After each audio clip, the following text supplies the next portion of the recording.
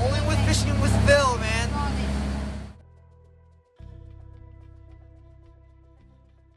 Yeah, son, fishing with Phil.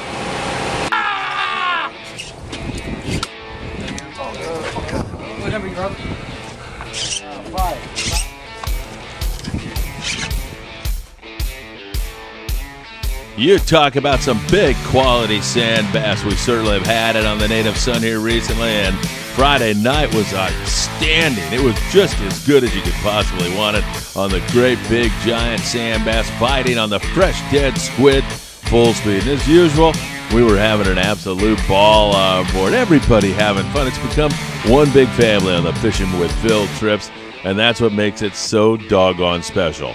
Special, that is, if you don't fall asleep like little Hector did and get an octopus dumped on you.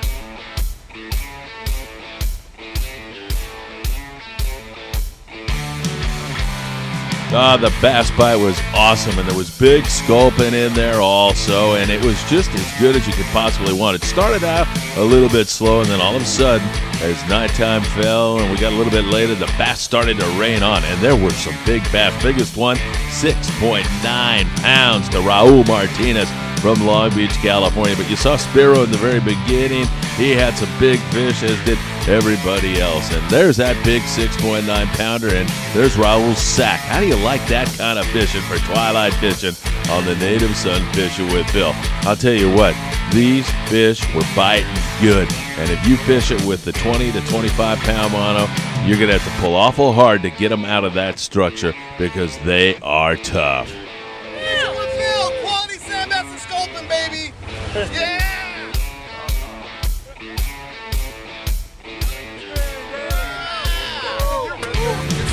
Nice fish.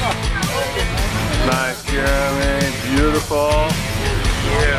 See you for another adventure really soon, everybody.